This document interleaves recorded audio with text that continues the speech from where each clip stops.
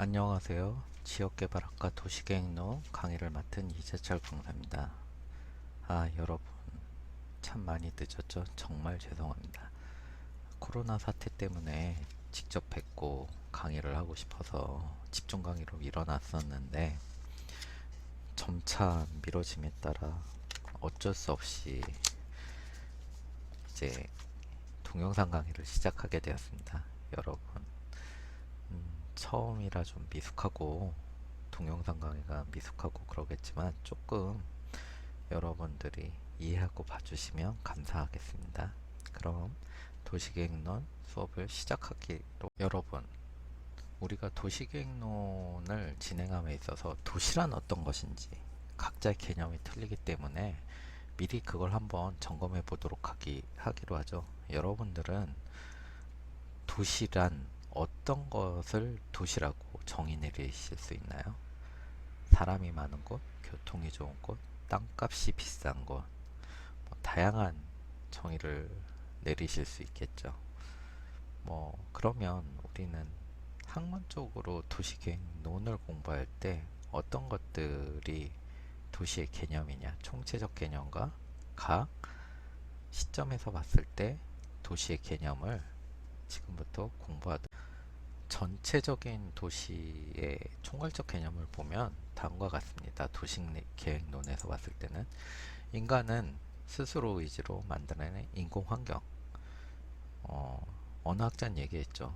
신은 인간을 만들고 인간은 도시를 만들었다. 그런 얘기를 했죠. 그 다음에 인간의 삶을 담는 그릇.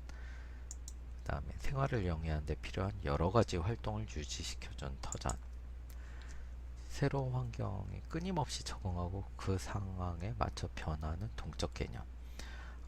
요 마지막 개념이 조금 헷갈리실 거예요. 그럼 우린 예를 들어서 한번 생각해 봅시다. 우리가 이 서울의 예전 사대문 안에 있는 도시를 뭐라고 그랬죠? 한양이라고 얘기했죠. 그건 어떤 의미에서 우리는 가장 큰 의미로 그 한양이라는 곳을 만들었을까요? 그렇습니다.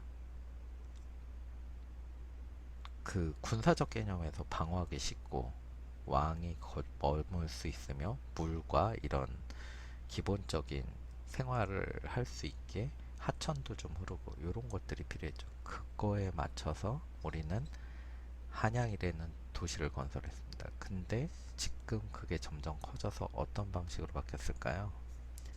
서울 그러면 아주 커졌겠죠. 사대문 안에는 보통 우리는 서울시청, 그 다음에 예전에 기능이 남아있던 시장, 남대문 시장, 동대문 시장, 을지로 가구상가 이런 것들이 되게 많죠. 하지만 서울이라는 곳이 점점 커지면서 우리가 아 놀이동산 갈 거야. 그럼 어딜 생각하게 되죠? 롯데월드, 잠실을 생각하게 됩니다. 야구장, 야구 경기를 보려면 어딜 가야 되죠? 그렇죠. 잠실 종합운동장 이렇게 가게 됩니다. 그러므로 이게 점점 도시가 그 생활 커져가거나 변화함에 따라서 그 도시의 개념이 조금씩 바뀌는 것이죠. 그런 것들을 생각해 두시면 됩니다. 또한 동서양의 전통적으로 도시의 개념은 조금 차이를 보이고 있습니다. 동양은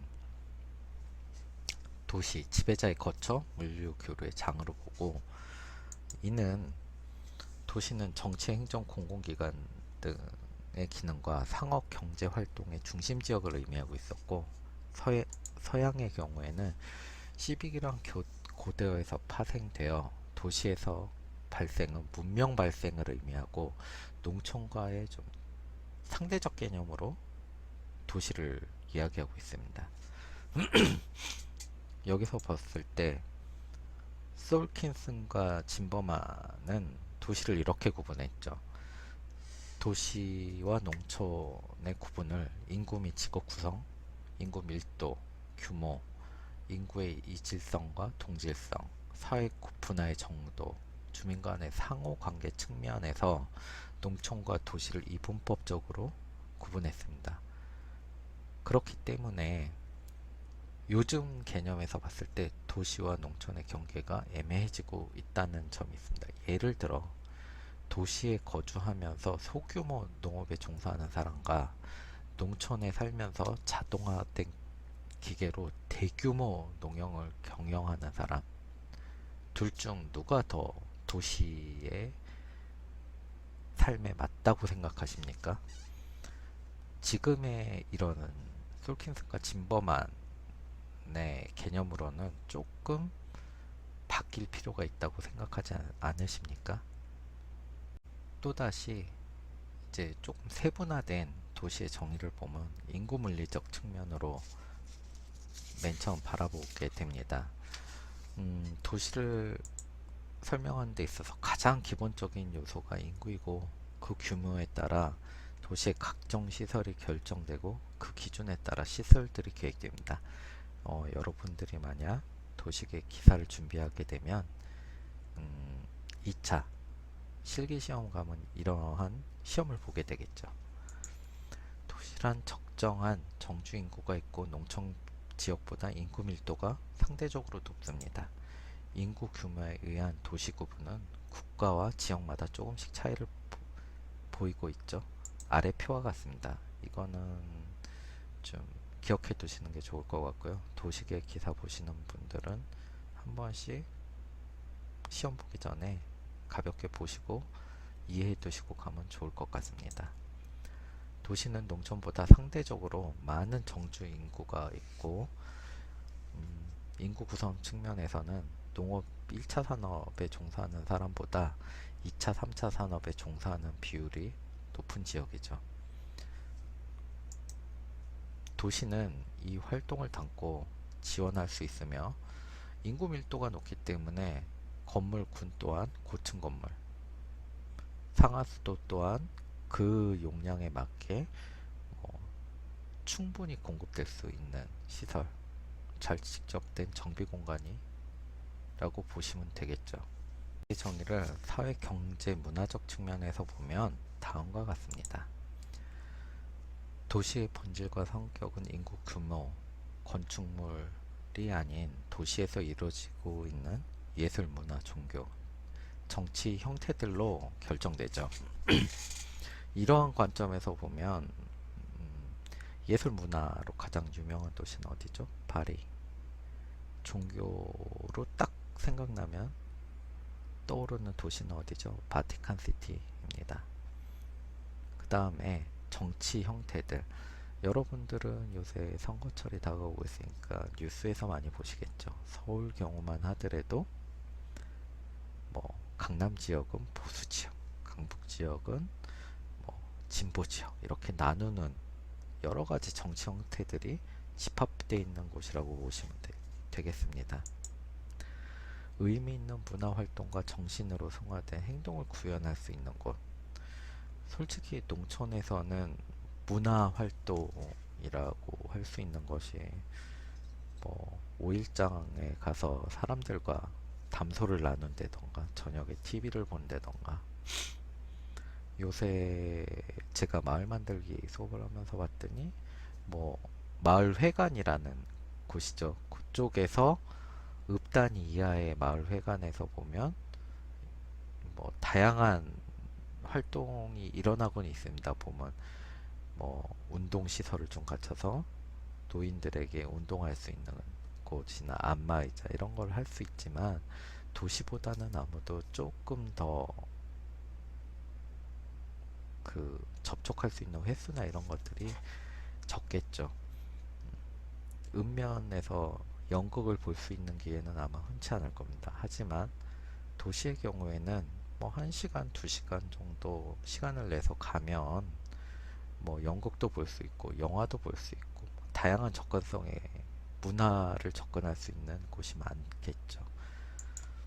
문화적 측면에서는 도시는 다양한 생각과 사고가 일어나는 터전으로 시대를 이끌어가는 새로운 사상을 담고 있는 창고다 라는 표현을 하고 있죠. 농촌과 구별되는 다양한 거주 형태, 공간 배치를 이룰 수 있다. 농촌에서 1인 가구가 많을까요? 뭐 지금 연세가 많으신 독거노인도 있겠지만 아무리 적어도 대부분 2인 가족을 형성하고 있겠죠. 그리고 그 농촌보다는 도시 같은 경우에는 혼자 사는 비율이 상당히 높을 것 같습니다. 그래서 우리가 예전에는 4인 가족 기준으로 건축물을 만들었는데 지금은 어떻습니까? 1인 가구를 대변할 수 있는 그 건축물도 많이 만들게 되죠. 이러한 것이 사회, 경제, 문화적 측면에서 봤을 때 어, 물리적인 사회, 경제, 문화적이 측면이 물리적으로 영향을 줄 수 있다고 볼 수 있습니다. 도시의 기능적 측면에서 봤을 때 도시란 고대 중세 도시는 군사적으로 강한 반면 근대에는 현대 도시, 상업과 교육이 직접 발달된 지역으로 규정합니다.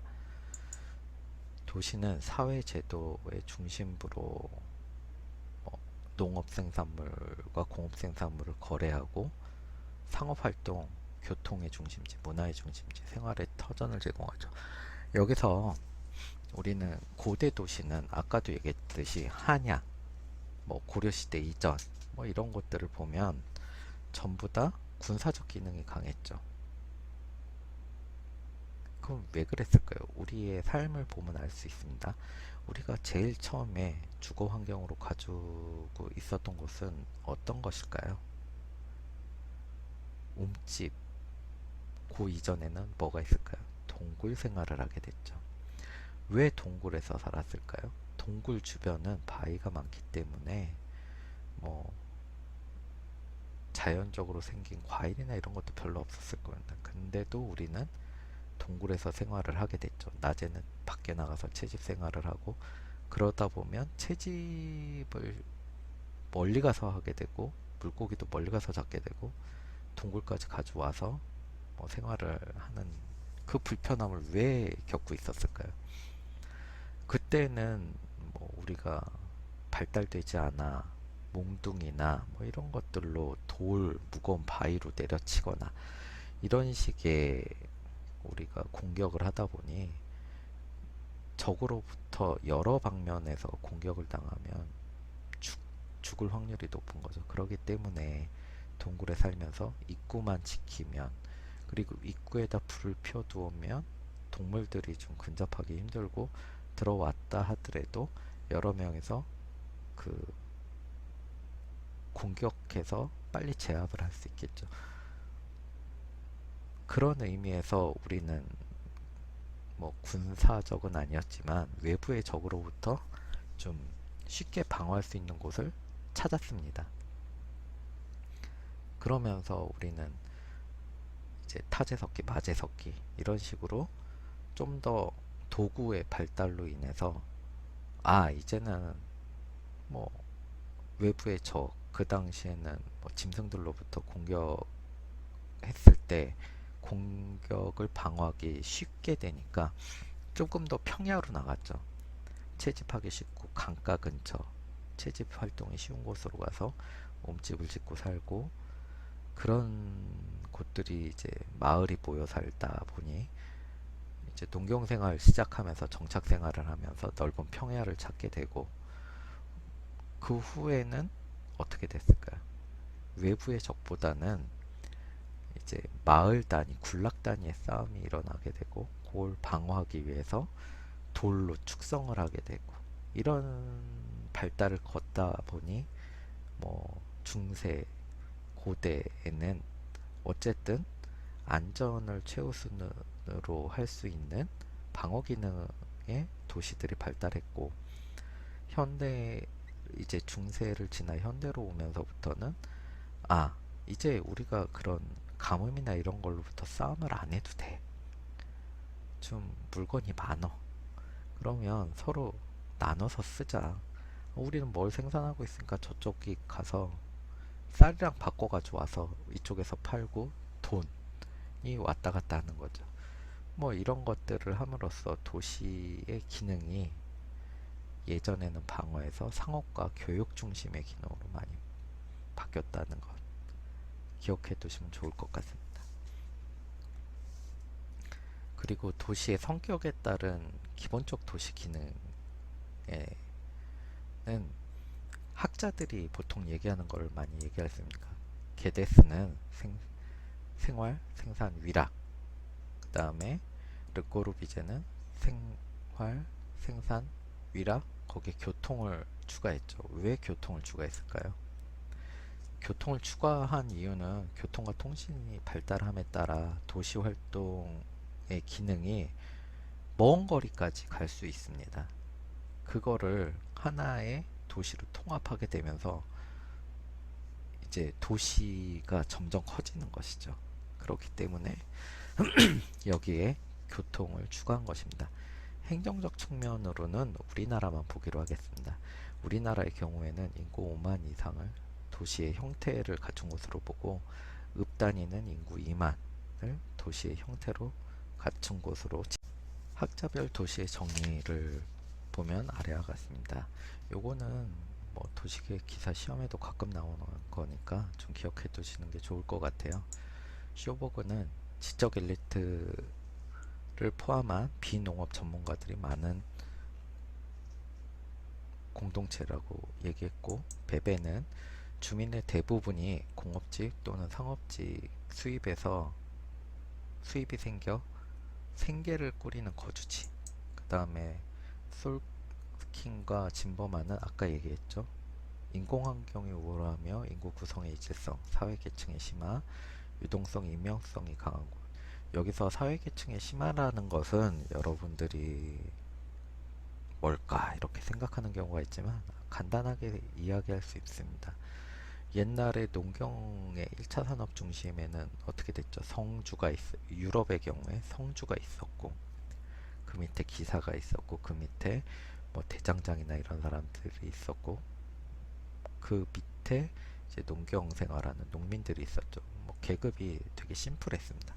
근데 도시로 오면서 좀 다양화됐죠. 변호사, 은행, 그 다음에 뭐 공업에 종사하는 공업 종사자, 그 다음에 정치를 하는 정치인, 뭐 이렇게 다양하게 뭐 보시면 아시다시피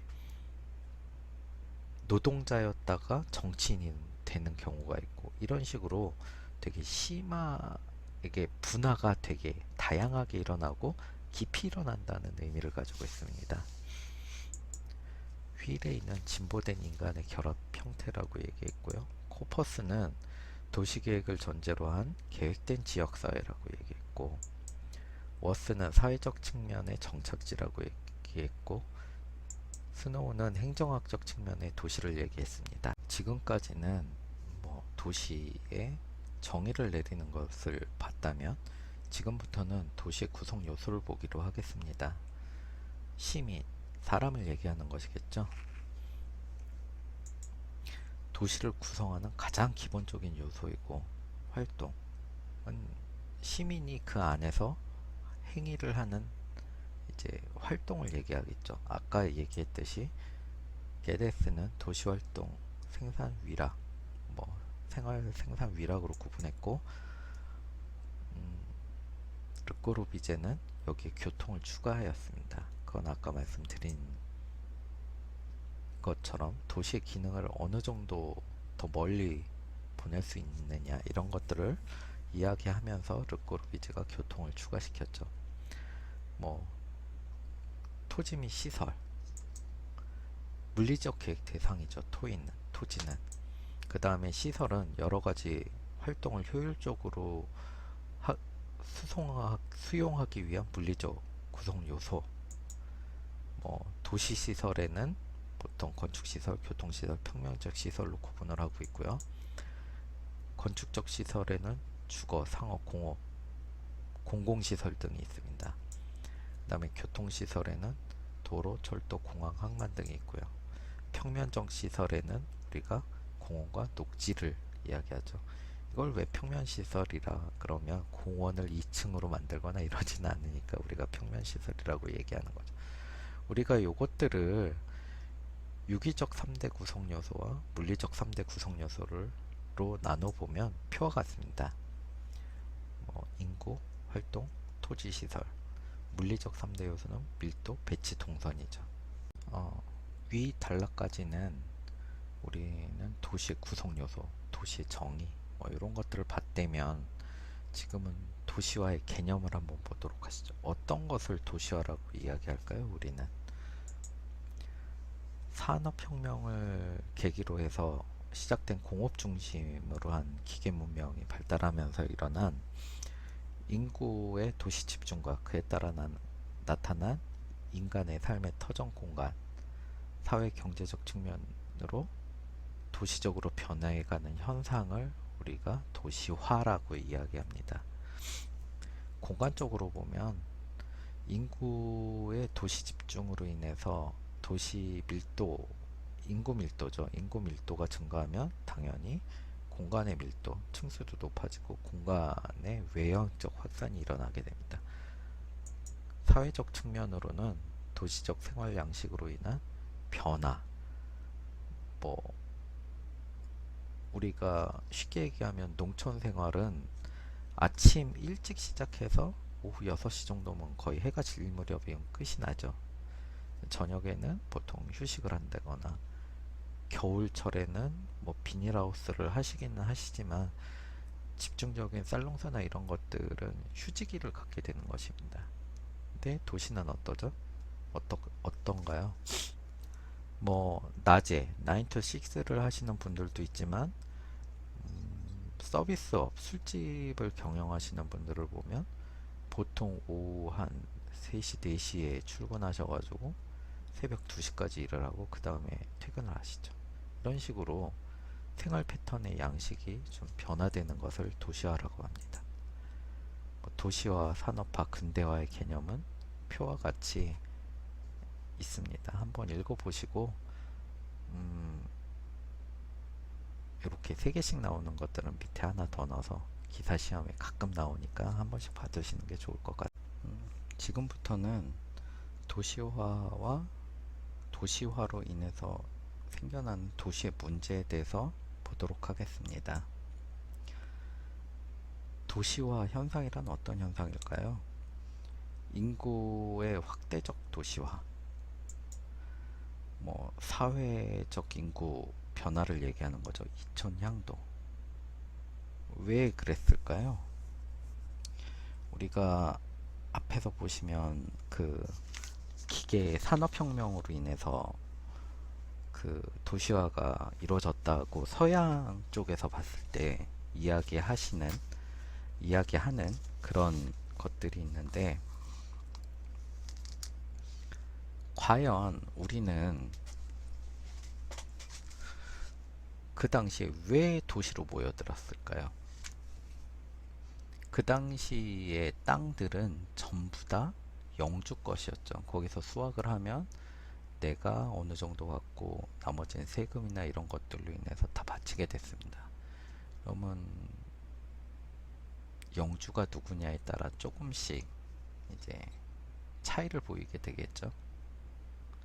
근데 도시는 어떠냐? 도시로 오면 공장을 돌리고 거기에 몇 시간을 일하냐에 따라서 임금이 결정되는 시기였습니다. 그렇기 때문에 농촌보다는 좀 더 이렇게 그 평등하다고 봤겠죠, 우리가. 그렇기 때문에 사람들이 점점 농촌을 버리고 도시로 오기 시작한 겁니다. 그 다음에 농촌이 도시로 전환되는데 뭐 인구 이동과 관계없이, 이촌향도에 관계없이 도시부의 인구가 증가한다 라고 보시면, 사람들이 모여들고 인구가 높아지면 어떻겠습니까?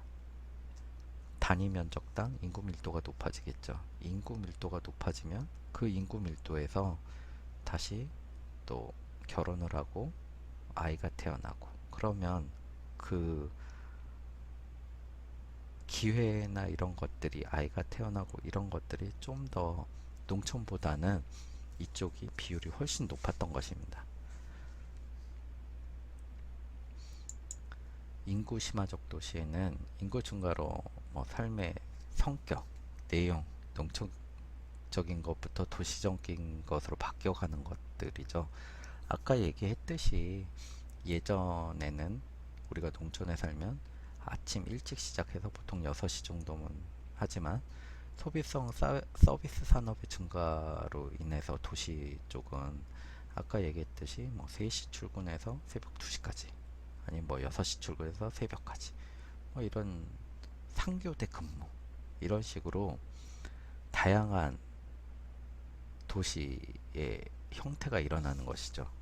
그 다음에 뭐 도시 사람들은 나중에 나오겠지만 익명성이 강조되고 있기 때문에 내가 모르는 사람한테 인사 안 해도 되고 나이 많다고 모든 사람에게 도시에서 인사를 하고 다니진 않으니까요.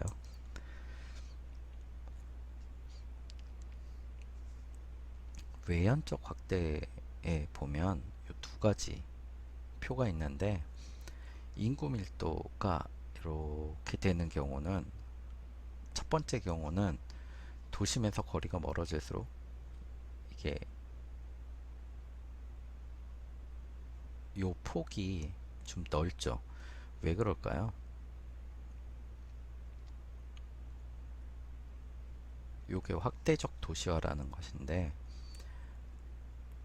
뭐 토지의 그, 그 뭐라 그러지? 가격이 비싸지면 우리가 접근성이 되게 힘들어지죠. 그리고 초창기에는 뭐 인구 밀도가 높지만 점점점 우리가 코어라는 도시 중심에서 살지는 않고요. 주로 거기에서 일을 하고 이제 분당 뭐 주변 위성 도시로 빠져나가서 잠을 자고 다시 들어오는 형태. 그리고 요 앞쪽으로 보면 요건 초기 심화적 도시화 같은 경우는 어쨌든 초창기 인구가 직접적으로 많이 몰려서 거리가 멀수록 인구 밀도가 확 떨어지는 것이죠. 이런 것들을 봤을 때 집가나 우리가 뭐 도시화로 이제 진화하면서 어떤 방식인지는 여러분들이 생각해 보시면 그러면 도시화가 되는 원인은 무엇일까요? 도시화의 원인을 한번 살펴보면 도시 지역의 자연 증가율이 농촌 지역에 비해 높다고 할 수 있습니다. 아까 말씀드렸듯이 단위 면적당 인구가 높기 때문에 여기서 뭐 남녀 간에 만나서 아이를 낳고 하는 비율이 농촌보다 밀도가 높으니 당연히 인구가 같은 면적당 높고 그 증가율도 좀 더 농촌보다는 높을 것입니다. 그런 것이고요. 두 번째는 농촌 인구가 도시 지역으로 이동하면서 도시 인구가 증가하는 요인이죠. 이게 가장 큰 요인이었죠. 과거에는. 과거 농촌 지역으로 분류되던 것이 도시가 점점 커짐으로 인해서 이제 도시화가 되는 경우입니다. 우리가 봤을 때 뭐 과천 경우도 그렇고 위성 도시라 불리는 곳들 분당, 성남 이런 것들이 예전에는 전부 그 1차 농업에 종사하시던 지역이었는데 이제 성남 같은 곳은 거의 농사를 지으시지는 않죠. 흡입 원인 도시화가 되는데 도시로 왜 들어올까에 대한 얘기죠. 도시가 어떤 매력이 있을까에 대한 얘기입니다. 경제적 측면으로는 산업이 발달해서 노동력이 좀 증가하죠. 일할 곳이 많으면 사람이 많이 모이게 됩니다. 예전부터 그렇게 됐고 생산성 향상으로 인해서 농업 이제 지금 보시면 이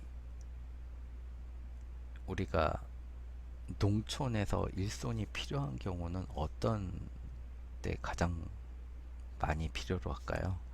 예전에는 뭐 모내기 할 때 뭐 할 때 뭐 이런 얘기를 하지만 요새는 거의 대부분의 농사 지역은 손으로 농사 짓는 경우는 거의 없습니다.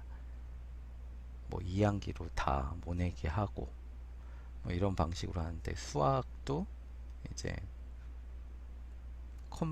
컴바인 가지고 쓱 밀고 다니면서 다 하죠. 그걸 이제 보통 하는데 우리가 그 가끔 필요할 때 농약 칠 때 우리 큰 이모부님이 농사를 지신데 몇 번의 사람 손이 가야 될 때 사람을 사다 쓰기가 너무 비싸다 이런 말씀을 하시더라고요. 비온 뒤 농약을 치거나 뭐 이런 것들을 할 때 좀 많이 고생을 하신다고 합니다.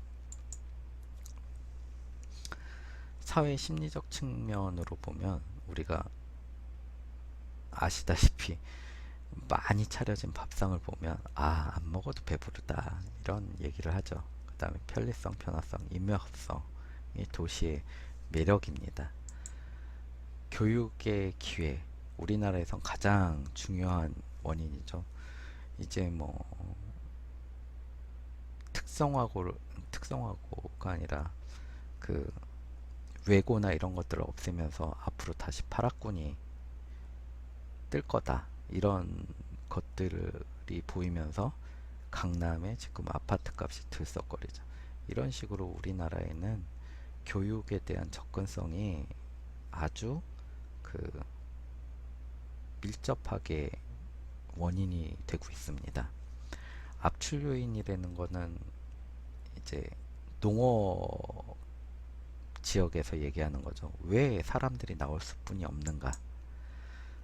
농업 기술이 발달함으로써 옛날에는 농사 옛날 전원일기라는 그 드라마를 보면 한 가족의 할머니, 할아버지, 아버지, 어머니, 며느리까지 한 집에 뭐 한 열대 명 모여 살면서 전부 다 농사를 짓고 있습니다. 하지만 요새는 저희 큰이모부도 그러지만 뭐 이제 2월, 3월부터 가셔가지고 그냥 기계로 혼자 지으시더라고요, 대부분. 주변 사람들끼리 좀 어울리셔가지고 요렇게 뭐 도와가면서 기계 빌려가면서 지으시니까 그렇게 큰 노동력이 안 드는 것이죠. 그럼으로써 잉여 인력이 생기고 그 사람들이 갈 곳이 없는 것이라고 얘기할 수 있겠죠. 인구의 자연적 증가로 인해서 노동력이 과잉 공급됐다. 예전에 아까 드라마 말씀드렸듯이 한 집에 뭐한 10명씩 모여 사니까 거기서 예전에는 또 애도 저녁에 할 게 없으니까 이제 사랑을 나누시다 보면 아이도 많이 생기고 그러다 보니 뭐 한 넷째, 다섯째, 여섯째 이렇게 생기시는 거죠. 도시 같은 경우는 솔직히 밤까지 일을 하시는 분들이 되게 많았고 뭐 공장 뭐 이런 데는 예전에도 상교대 근무 뭐 이런 식으로 돌아갔다 보니 뭐 생각보다 그렇게 자연적으로 증가하는 게 조금 부족했다고 볼 수 있죠. 예전에 농업 생산성 저하로 인한 저임금. 사람이 이게 짓게 되면 기계로 짓는 것보다 아무리 봐도 이게 좀 나란히 못 심고 이러니까 그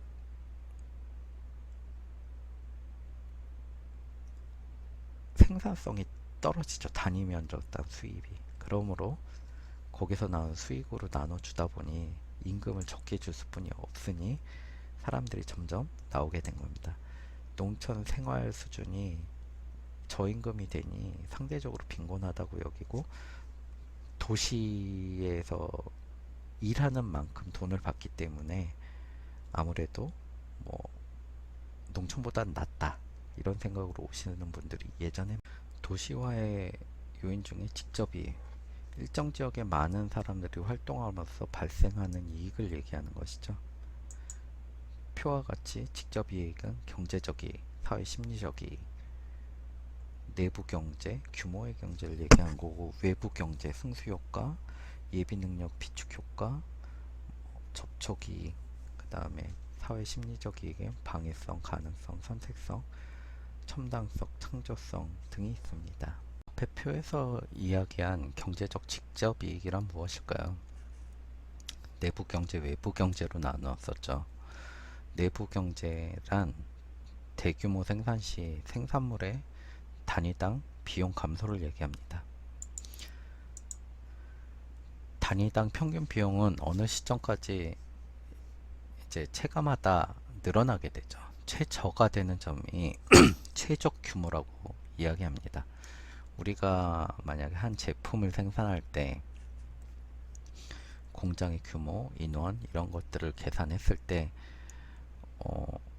맨 처음에 투입되는 인력 규모가 작을 때는 좀 더 증설하면 돈을 더 벌 수가 있어. 이런 식으로 쭉 어떤 수준까지는 공장 증설의 의미가 있지만 어느 수준이 넘어가면 그 단가가 최저가되는 시점보다 높아질 때가 있습니다. 그때는 아무래도 우리가 그 공장의 설비를 늘리면 안 되겠죠. 그런 것들이 단위당 평균 비용이라는 개념입니다. 최적 규모까지는 생산량을 늘릴수록 생산에 따른 이익이 발생을 하겠죠. 제조업은 규모 경제가 크므로 그 입지, 인구 집중의 주요한 원인이 됐죠. 예전에 우리나라가 섬유산업 이런 것들이 발달됐을 때는 정말 뭐 조그만 공장에 미싱을 쫙 한 10대 놓고 거기에 앉아가지고 밤새 작업하시면서 옷을 생산해서 외국으로 팔고 이런 것들을 하셨었죠. 그런 것들을 생각해 보시면 됩니다. 공공부문에서도 사회 간접자본, 도로, 철도, 상하수도, 교육, 의료시설이 어느 정도 규모가 되지 않으면 유지가 안 되겠죠. 그렇기 때문에 우리가 자주 하는 것이 뭘까요? 이용자가 늘어나면 개인별 지출 비용이 저렴해진다. 중국의 영화 가격. 헐리우드에서 중국에서 영화를 판매할 때 가격이 아주 싸다 그럽니다. 그럼으로써 중국의 영화관들은 우리보다 좀 더 낮은 가격에 영화를 사다가 좀 더 저렴한 가격에 공급을 할 수 있는 거죠. 외부 경제를 보면 승수효과, 한 활동이나 산업이 입지하면서 그와 연관된 지원 산업들이 파생적으로 이익을 볼 수 있는 거죠. 뭐 울산 자동차 공업, SK 하이닉스 공장이 들어서면서 그 지역이 요새는 어떨까요? 농촌 지역이었다가 SK 하이닉스가 들어가면서 점차 마트도 생기고 아울렛도 생기고 뭐 여러 가지 기타 등등 서비스업도 많이 들어가게 되겠죠. 그런 것들을 승수효과라고 합니다. 예비능력 비추효과는 각 기업마다 상한 병동에 대비해 비축해야 할 재고 부담을 여러 기업이 고루 나눠 가짐으로써 기업의 일정량의 재고를 줄여 경영상 이익을 얻을 수 있는 효과죠. 근데 이게 어떤 면에서 봤을 때 지금 문제가 되고 있는 게 있습니다. 한일 관계 문제의 핵심이 터진 불화수소라던가 이런 것들이 이런 예에 해당할 수 있겠죠. 그래서 지금은 직접적으로 우리나라에서 불화수소를 생산해서 공급하고 뭐 다양한 것들을 우리가 좀 확인해 볼 필요는 있죠. 그리고 지금 현대 자동차에서도 어떤 일이 생겼죠. 코로나 사태로 중국 공장에서 현대 자동차에 들어간 배선 뭉치들이 안 오므로 인해서 현대 자동차가 생산 라인이 중단되는 그런 문제가 생기고 있죠.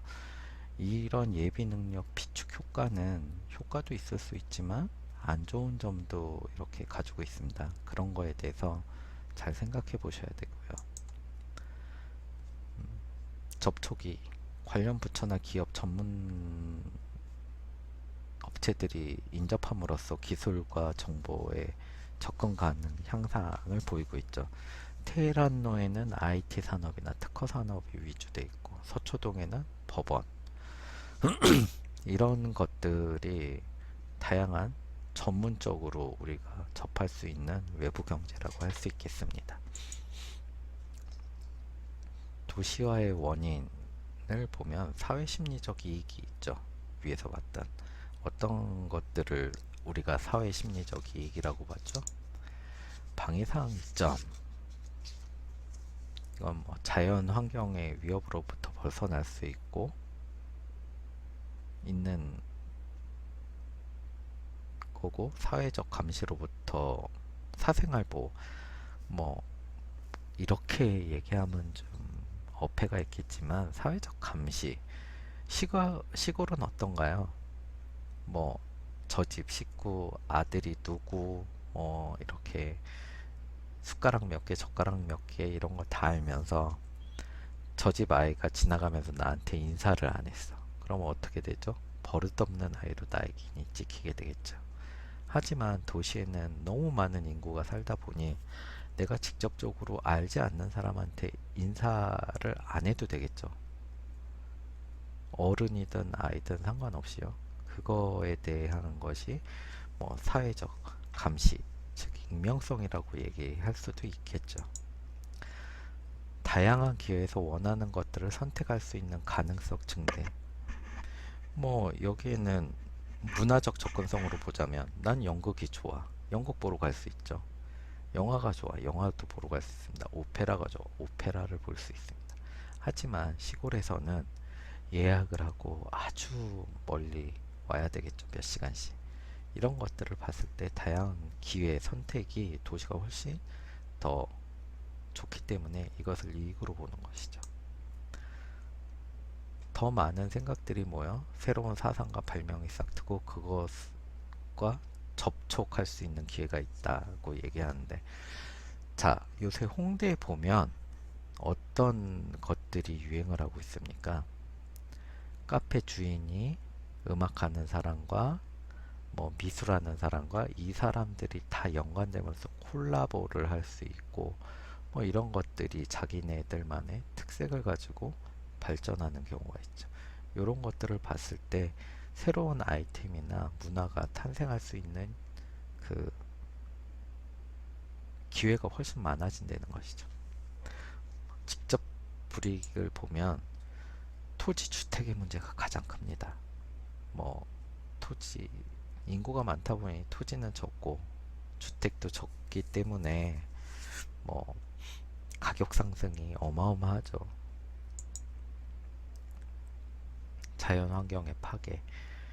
우리가 점점 어떤 면이 있을까요? 뭐 개발을 하다 못한다. 그리고 뭐 좀 제가 좀 불만이 있는 것은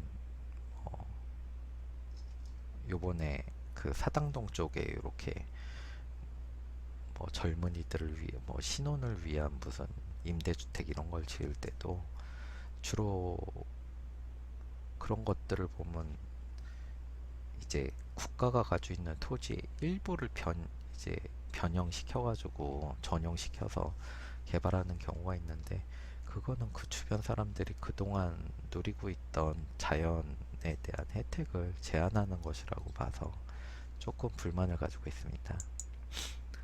주거 환경의 악화 및 쾌적성의 상실. 아시다시피 도시 쪽에는 매연, 그 다음에 열선 현상, 더울 때 더 덥고 이런 것들이 있죠. 그런 것들을 생각하시고, 그래서 돈을 벌면 어른들은 어떻습니까? 아, 나는 전원주택 사서 나갈 거야. 이런 얘기 하시는 분들이 많죠. 그리고 교통체증. 아, 이거 정말 심각합니다. 그, 저도 여기서 강의를 하고, 이제 학교 협성대에서 강의를 하고, 만약에 6시나 5시 반 정도에 강의가 끝난다 그러면 집에 가는데 한 1시간 반에서 2시간이 걸리죠. 근데 한 출퇴근 시간이 안 막히는 한 4시쯤이나 4시 반쯤 끝내고 간다 그러면 한 50분이면 도착합니다. 그러니까 이게 어마어마한 차이가 있죠. 그런 것들을 봤을 때 시간 이코로 돈으로 계산했을 때 확실히 많은 불이익을 갖게 되는 거죠. 대기 오염과 사회적 비용 증가. 아시다시피 4대문화는 이제 5등급 차량은 들어가지도 못하고 그로 인해서 뭐 벌금, 그다음에 우리가 뭐 경유차는 우리가 세금을 또 따로 내죠. 그런 것들을 생각하시면 됩니다. 도시가 커지면 커질수록 어떨까요? 관리 비용 뭐 이런 것들도 많이 들죠. 뭐 상하수도관이나 이런 것들도 오래된 것부터 다시 갈기 시작하면 나중에 갈았던 걸 갈기 전에 앞에 있던 걸 또 공사해야 되는 정도 그런 것들이 있을 수 있습니다. 그럼 가도시화란 무엇일까요, 여러분?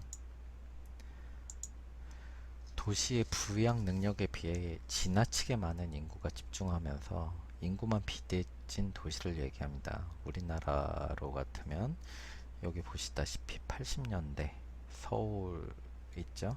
80년대 가도시화. 이때 80년대 후반부터 뭐가 일어났죠?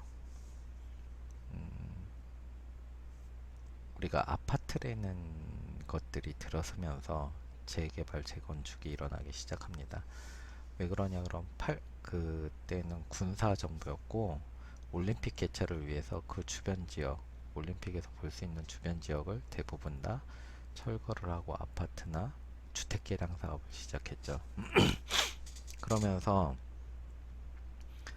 뭐 달동네 이런 곳들이 전부 다 아파트화되고 이제 점점 도시 기능을 갖추어가게 되겠습니다. 가도시화 현상은 우리뿐만이 아니라 개발도상국에서 다 일어나고 있는 상황이죠. 지금 뭐 필리핀이나 이런 데 보면 판자집 비슷한 것도 많고요. 이제 그런 것들이 점차 도시화가 진행되고 개발도상국에서 이제 뭐 선진국으로 넘어가면서 점차 이렇게 가도시화 현상은 없어지게 됩니다. 도시화율을 보면 2000향도로 인한 급속한 팽창, 뭐 스위스나 이런 식으로 보면 쭉 올라오죠. 코스타리카. 우리나라는 이제 70년대서부터 80년대까지 이런 모습을 보이다 이제 2000년대 되면서 좀 많이 바뀌는 모습을 보이고 있고요. 주택 문제 볼 것 같으면 뭐 우리가 산업과 인구가 도시에 집중함에 따라서 주택 사정이 악화되겠죠. 이거는 뭐 세계적인 경향이고 우리나라는 지금 산업화에 따라 60년대부터 도시화로 폭발적인 수요가 있었으나 그걸 따라가지 못하고 있었다. 아까 말씀드린 88 올림픽 개최를 위해서 이제 도시 주택 사업 개량을 해서 대규모 공급 사업을 시작을 하고 지금 보시는 거는 2010년부터 17년까지 서울, 경기 전국적인 주택 보급률을 나타내고 있습니다. 여기서 보면 서울, 경기 지역만 아직 100%를 못 채우고 나머지 경기도 약간 모자르죠. 근데 거의 100% 채워졌다고 봅니다. 근데 전국적인 공급 비율을 보면 102%, 102.5%가 넘어가면서 미분양 사태가 많이 일어나고 있죠. 지방 쪽에서. 그래서 조금 주택 공급 문제에 어떤 방식으로 대응해야 될지 한 번 더 생각해 봐야 할 시기가 아닌가 생각됩니다. 도시의 이런 그 혼잡이나 교통 정체, 뭐 교통이 우리가 도시의 확장도 가져다 주지만 우리가 도로를 무한정 넓힐 수 없기 때문에 도로 혼잡이나 이런 것들이 문제가 되죠.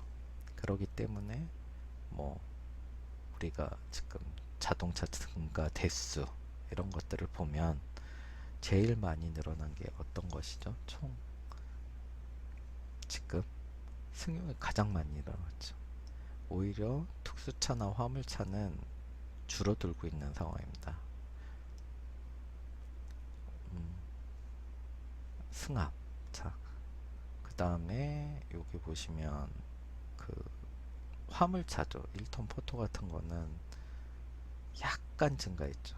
도시 사정이 이제 경제 사정이 안 좋으면 뭐 1톤 트럭이나 이런 걸 사서 장사하시는 분들도 많고, 그래서 조금 2009년부터 증가하는 측면이 있고, 그 여기서 보셨을 때 승합은 쭉 감소세를 나타내게 되죠.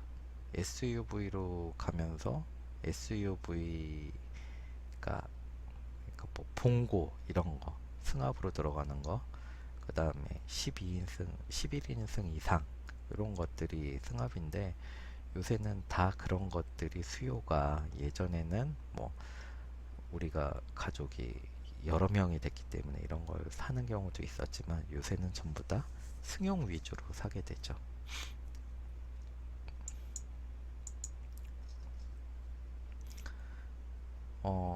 우리가 주거 지역을 제외한 도시를 보면 도로 공간이 대부분을 차지하고 있는데,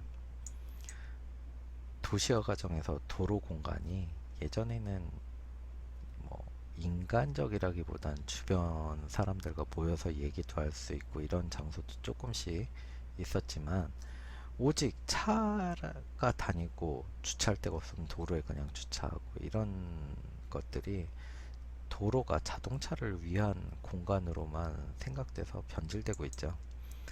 인간 중심으로 위한 도로를 만든다는 거는 보차 분리를 하거나 뭐 이런 것들을 하는데 조금 힘들죠. 걷기 편한, 뭐 우리가 가끔씩은 종로도 그렇고 뭐 이벤트식으로 버스만 다니고 나머지 승용을 못 다니게 하고, 뭐 잔디도 깔아놓고 뭐 자전거 타고 이런 퍼포먼스도 하고 있는데, 아무래도 걷고 싶은 거리나 이런 거 조성에 있어서는 조금 힘든 것 같습니다. 우리가 보던 아주 예전의 골목은 이런 방식이었죠. 뭐 쓰레기통도 있었지만 여기 걸상을 두고 뭐 주변 사람들이 가끔 모여서 여기서 얘기도 하고 차도 마시고 과일도 나눠 먹고 그랬는데, 차가 생기기 시작하면서 이렇게 주차, 요즘은 거의 대부분 주차죠. 이런 식으로 아이들이 뛰놀 수 있는 공간이 없어졌습니다. 예전에 저 같은 경우에는 여기서 뭐 피구도 하고 동네 형들이랑 모여서 뭐 야구도 하고 뭐 배드민턴도 치고 이런 것들이 있었는데, 요새는 도로에서 놀면 아주 교통사고 나기 딱 좋고, 여러 가지 도로에서 보면 거의 인간이 배제되고 차 중심 위주로 조성되고 있어 좀 안타까운 면이 있습니다. 자연 환경의 파괴를 보면, 사진 보이시죠? C가지 확대 과정에서 도시 근교가 어, 이제 자연 환경이 없어지는 겁니다. 대량 생산과 소비로 인해 뭐 자정 능력을 초과하는 행위를 하고 있죠. 환경 파괴라고 얘기하고 있고, 공기와 물의 오염이 특히 문제가 되고 있습니다. 종의 다양성 악화, 각 생명체들이 자연스럽게 정화 시스템에서 각자 역할이 있는데 그것들을 못하게 되고 있죠. 지금 보시는 사진은 아주 예전에 분당입니다. 이렇게 현대에 개발된 분당 도시를 보게 되죠. 이 보게 되면, 예전에는 요 위치 안에 있던 공원 안에 있던데 다람쥐도 있을 수 있고 뭐 뭐 고라니도 있을 수 있고 멧돼지도 있을 수 있고 뭐 서로 이렇게 어우러져 살았는데, 이렇게 만들어 놓으면 여기는 새들이나 뭐 잠시 다닐 뿐 뭐 개 산책 이런 거 외에는 특히 할 수가 없게 되겠죠. 기성시가지의 쇠퇴는 도심의 주거지역과 상업 업무 기능들이 교외로 이전을 하게 됩니다.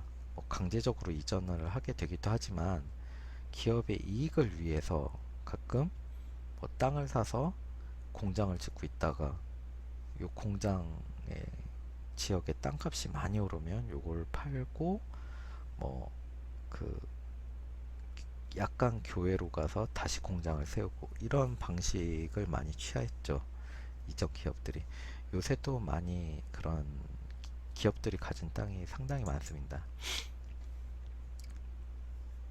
신시가지와 신도시의 쾌적한 도시 환경을 갖춘 반면 음, 서울이나 이런 데는 솔직히 특히 구도심으로 갈수록 문제가 심각해지죠. 청계천도 그랬고 뭐 이런 식으로 갈수록 그쪽 지역은 거의 차가 좀 안 들어가는 게 좋기는 하지만 어쨌든 서울시청이나 이런 관공서들이 있어서 계속 그쪽으로 진입이나 일하는 사람들이 많죠. 관공서가 있으면 거기에 따라서 기업의 뭐 중심 본사든가 이런 것들이 있어가지고 이렇게 왔다 갔다 하면서 일 처리를 할 수 있게 하기 위해서 거의 상업시설 위주로 주로 오피스 개념의 도시 기반이 있으니 사람들이 자거나 이런 데는 점점 외곽으로 빠져나가는 도시죠. 지금 보면 뭐 평내 이쪽이 좀 교통도 괜찮고 왕십리나 이쪽으로 접근성도 좋고 그쪽에 신도시의 그 공기도 그렇고 좀 좋다 그러더라고요. 그래서 그쪽으로 많이 가고 있는 것 같습니다.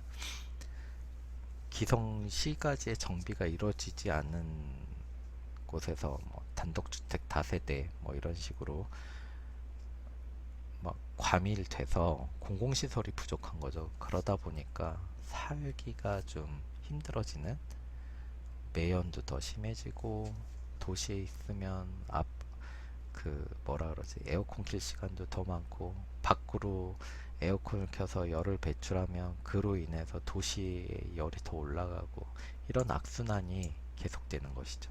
직업의 부족.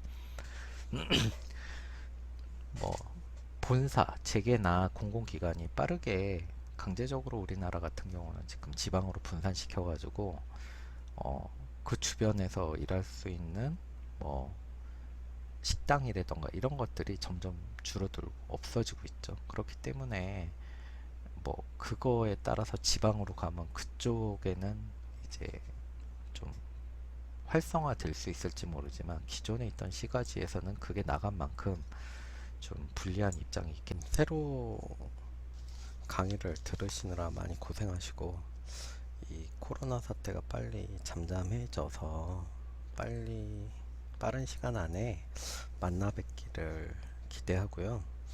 음, 또 한 가지 여러분들이 유튜브 댓글에 남겨주실 단어는 음,